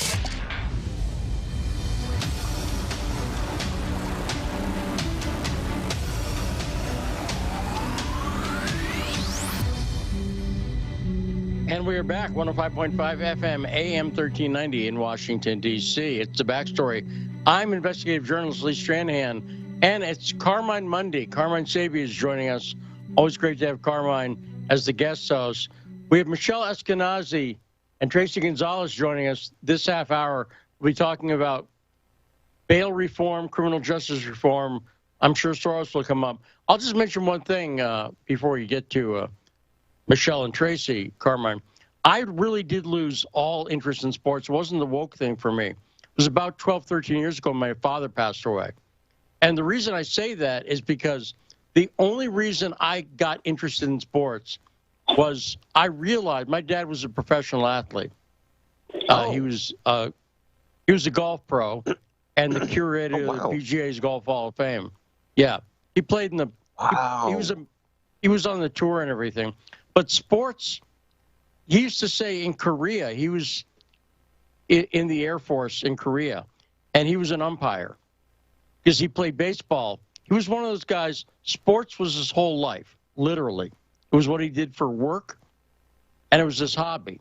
And so at a certain point, when I got older, into my late 20s, early 30s, I made a very conscious choice that if I follow the sports page, which I did not do at all, if I follow it a little bit, so I know that the Red Sox lost last night or whatever, or that they're 3 places out of first, I have a bit of a conversation with my dad.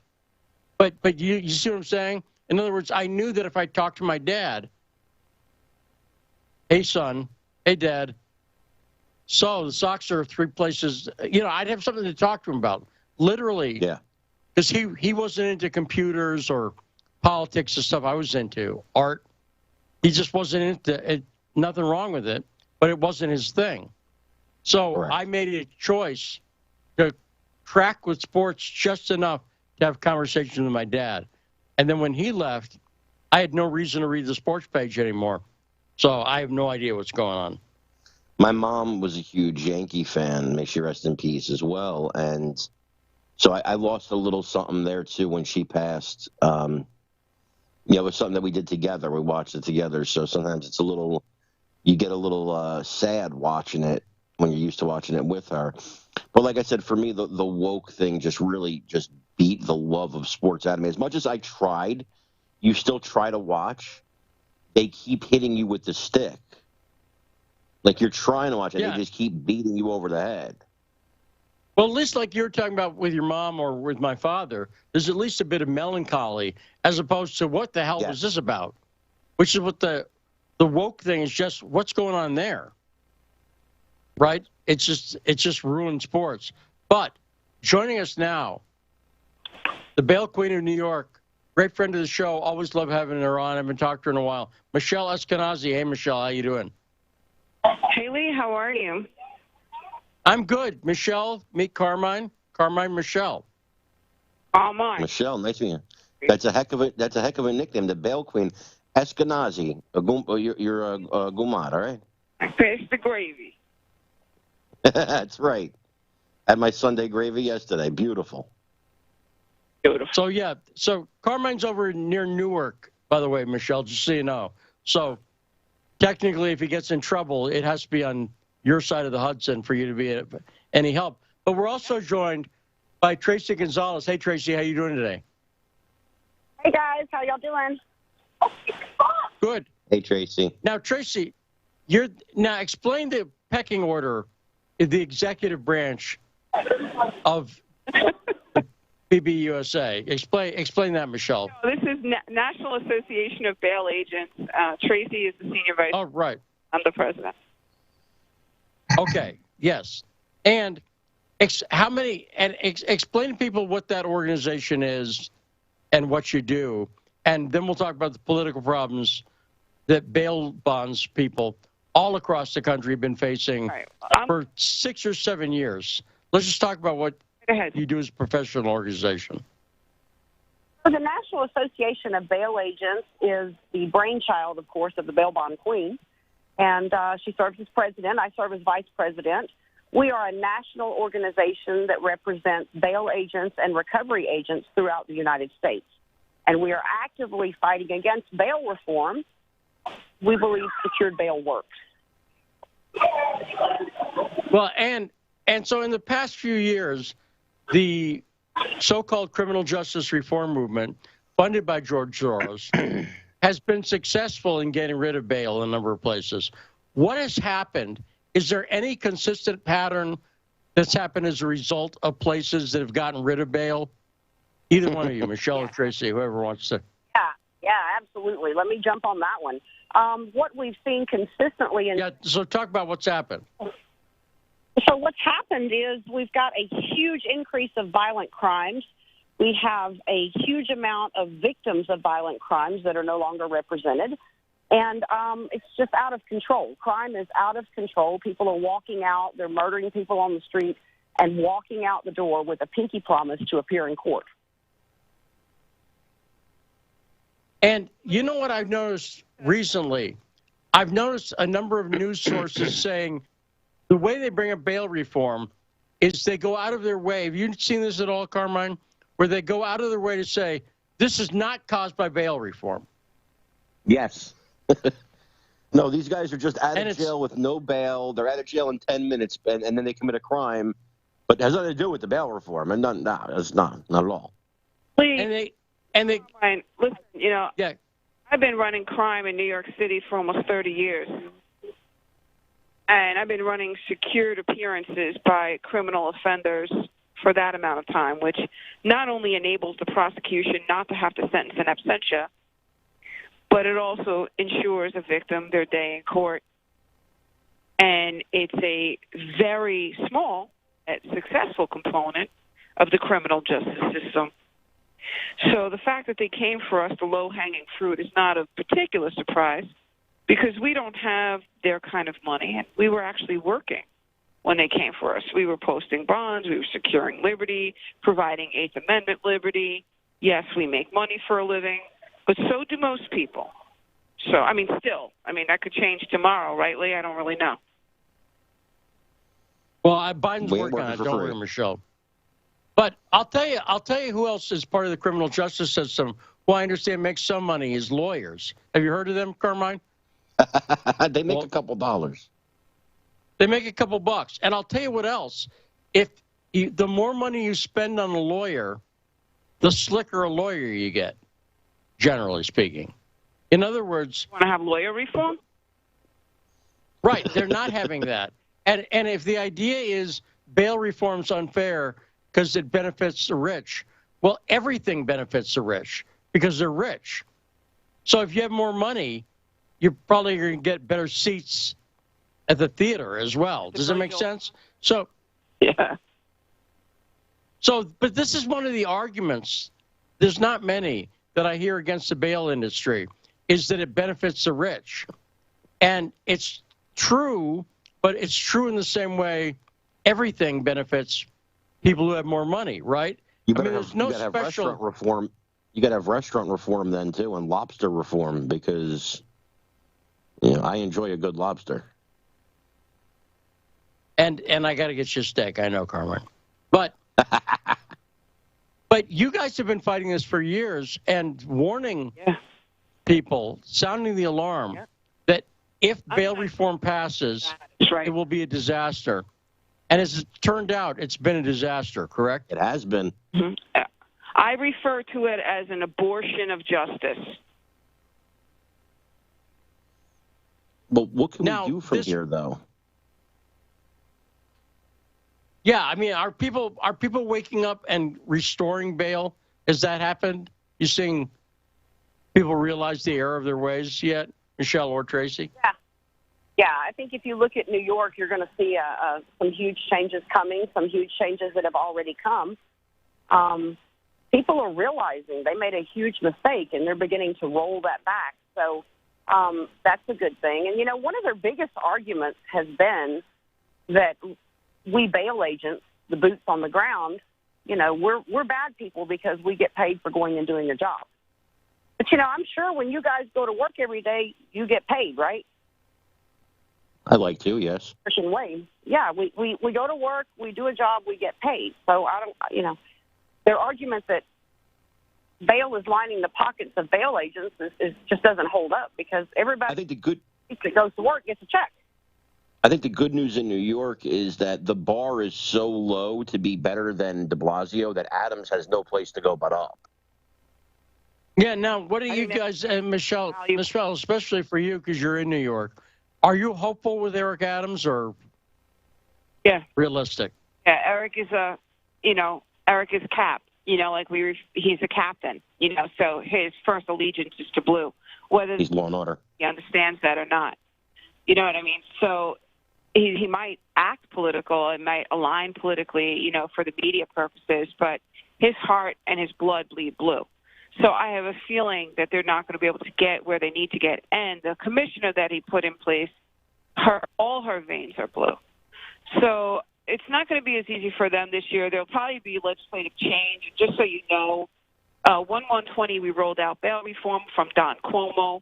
4/120, it was put in the big ugly in an omnibus bill to change it and roll it back. We're the only state in a blue trifecta that rolled back bail reform. And then now we're rolling again 2022 post-COVID.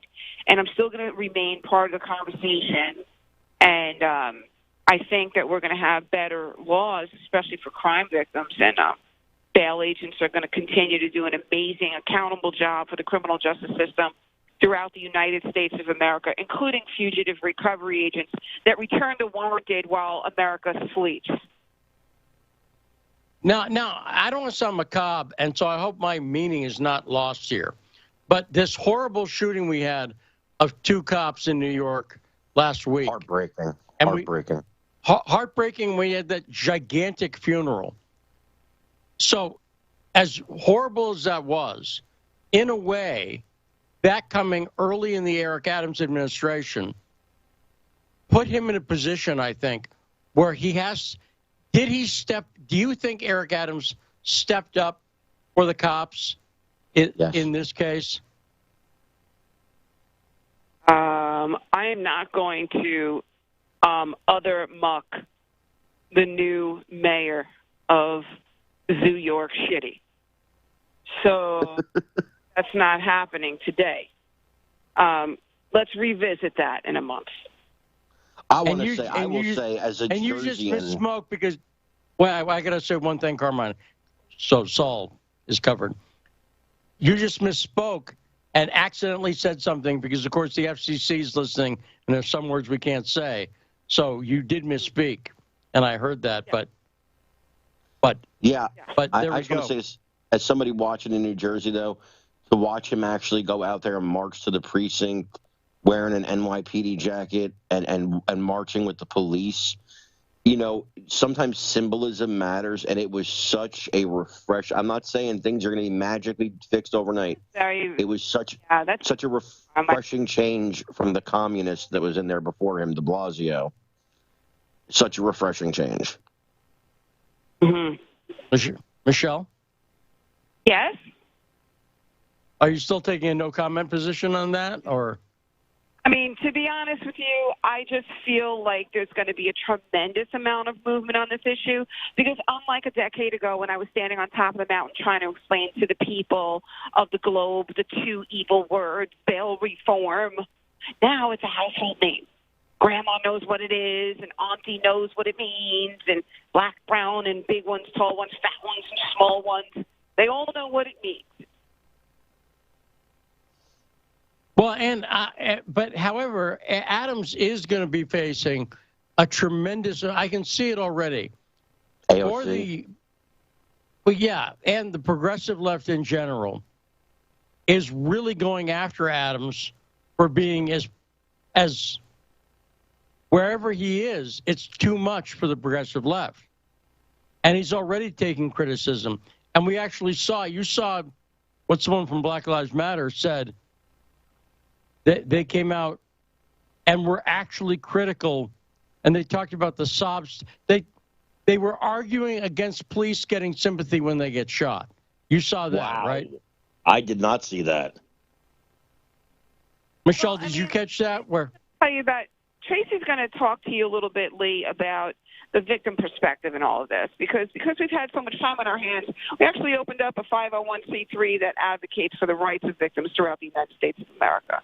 So, Tracy, tell Lee about that. Oh, that's fantastic. Yeah, we have formed a 501c3 that's called the Victims' Rights Reform Council because what we have come to find out as bail agents and dealing with victims of violent crime is that they don't have any representation. These people are left out in the cold, and they're of every color. They're black, white, brown, yellow, and these people don't have anyone to help them. So we have formed this 501c3, and we're helping these victims to get the right representation, to work with victims advocates, and to have their voices heard in court because these people are not being heard. They're being left out of criminal trials.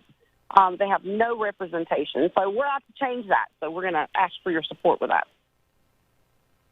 Oh, that's fantastic. And I think one thing is, as I've watched the bail bond industry in the past few years deal with this, Michelle, what do you think you've learned in terms of, because you were a bail agent just running a business and you were kind of pulled into politics. I won't say kicking and screaming, but it wasn't anything you desired to get involved in, correct? Ever. 100%. I couldn't have said any better. Actually, just so you know, I am a licensed bail agent. I will never give away my license. So, the fact of the matter is this was a very well-paid and is a well-paid political agenda. Nothing more, nothing less. It's similar to some other lofty program that some political party comes up with, but the fact of the matter is, the one thing that I learned is that politicians, the majority of them, regardless of what side of the aisle they're on, and I hate to say this, but I'll say it as an independent, as a human, as a taxpayer, as a mother, as a grandmother, many of them just don't care. As long as they're being funded, depends where the special interest money is. There's a shit ton of special interest money on this, and that's where they went. Chris Christie annihilated the state of New Jersey with bail reform. Okay? Him and Sweeney are responsible for it. The people are still funding it through their tax dollar every single day. They circumvented their Eighth Amendment right to bail. They don't even have a constitutional right to bail in the state of New Jersey. It's a communist state. Okay, and nobody talks about that. And that fat boy, Krispy Kreme, the former governor, gets on all these TV shows like he's a somebody. I'd like 5 minutes in a room with him. Okay, Carmine, are you going to defend Chris Christie with your body if you need to against Michelle? I wouldn't defend Chris Christie with my shoe. There we go. So she's pretty harsh, but are you aware of what Christie did to the bail to the concept of bail in New Jersey? I did not. I know that Christie was, listen, you can only be so Republican in New Jersey and get elected. So I'm not surprised, but I did not know what he did. No. Weedman, I encourage everyone that's your listener to look up that story. Is an honorably discharged African-American United States Marine, and the state of New Jersey held him 447 days for a nonviolent witness tampering charge. I $2 million to procure his release, but they couldn't take my bond because the state of New Jersey no longer accepts bonds to procure liberty. Now, the 501c3, when did you guys form that? The Victims Fund? I would say like 2 years ago. We have reps all over the country now, and everybody's talking about bail reform. They're all having independent conversations with policymakers. Tracy's super involved in Arkansas and Georgia and Texas. So we're utilizing our time because we're good Christians and we're good Americans. That's what we're doing. And what kind of stories do you want to share a story with us, Tracy, from one of these victims? I'm sure you know a lot of them. What kind of stories do they have to tell? Well, I have a lady in Arkansas. God bless her. She, in 2019, her daughter's boyfriend brutally murdered her 23-year-old daughter and her 5-year-old grandson in cold blood. And then took her vehicle and then went on the run. This lady had no representation.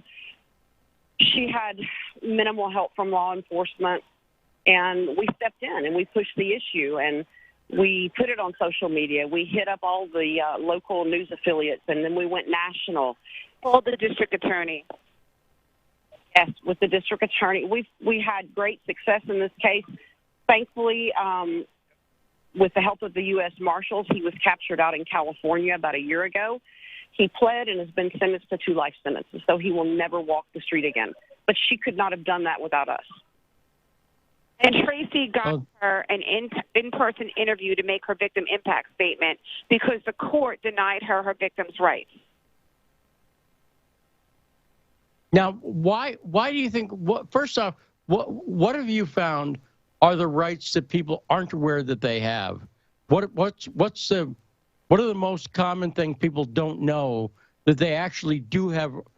Because they do have a lot of states.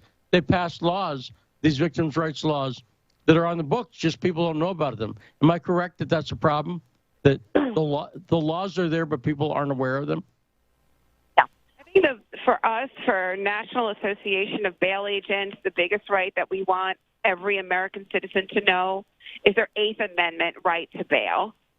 You cannot be held like China or Iraq with no chance of bail and held through trial. You have a right to writ of habeas corpus if a judge sets the bail too high or holds you for no reason that you think is lawful. Habeas corpus is important, and you cannot exercise habeas corpus if you don't have an 8th Amendment right to bail.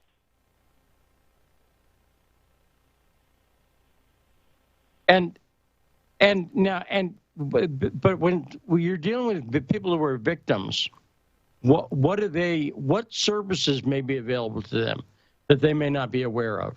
Either one of you. Tracy, do you want to take that? Yeah, sure. So most states in the United States have enacted some sort of a victim's Bill of Rights. The problem is that our victims don't know what their rights are. They have a right to be in court when the accused is in court. They have a right to make a victim's impact statement.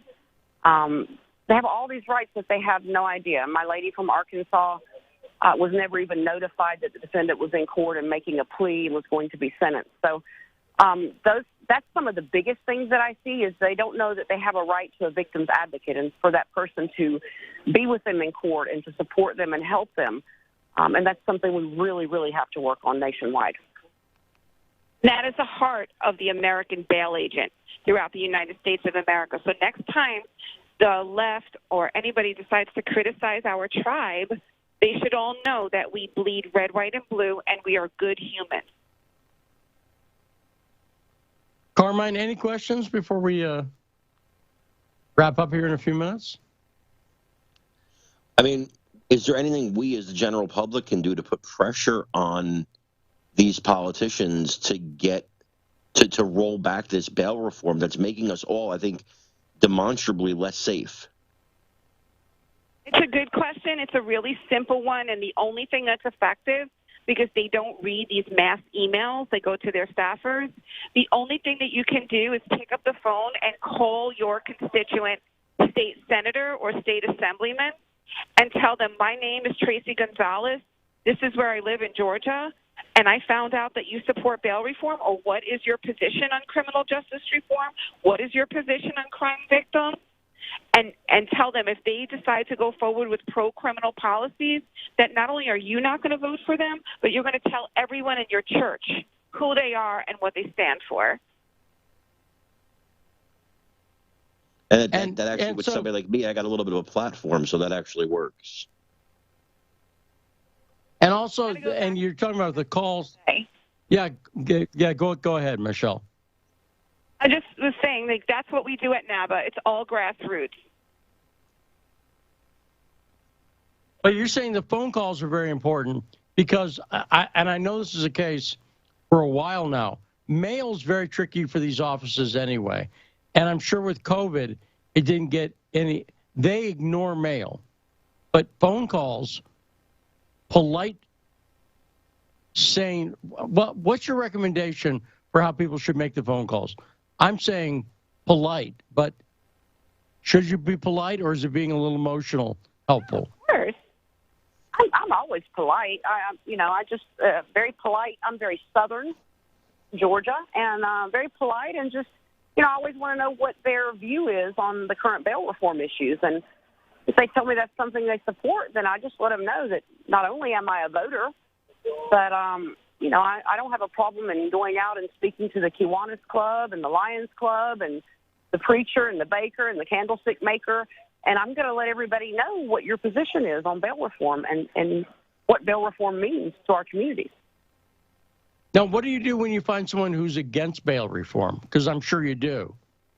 Well, I know I have a good answer, because I took Alex Shalom, the head of the ACLU in New Jersey, out to lunch. You buy them lunch. That's what Jesus said. When they trespass against you, offer them your slippers. So you take them to lunch and you pay in cash. Now, how did that conversation, I'm not asking you to reveal any secrets, but how did that conversation go? Oh, Lee, it was hysterical. You know what I said to him? I said, listen, whatever it is you're paying your PR firm, you should really pay them an extra $50,000 a month, because their branded rhetoric is amazing. I wish I had that kind of money to pay a PR firm like that. And I take it he didn't take you up on that, although the PR firm was probably happy to hear that, if word got back to them. Unbeknownst to him, he was sitting with a bounty hunters and me at a lunch. So he had no choice but to kind of have a friendly bail bond conversation. Right. Now, did a guy from the ACLU, I'm just curious if it got anywhere. No. Yeah, see, because again, they're another heavily Soros-funded organization at this point. But great appearance, Michelle Eskenazi. Always great to talk to you. Michelle, we got to talk soon. Stay safe. Tracy, nice meeting you. Tracy Gonzalez, thanks for joining us. And Carmine, fantastic job as usual. Thanks, Michelle. Thanks to Tracy. Thanks so much to Jamal, not Jernal, but Jamal Thomas, joining us at the beginning of the show. And Tarif, brave, calls back tomorrow. It's been The Backstory.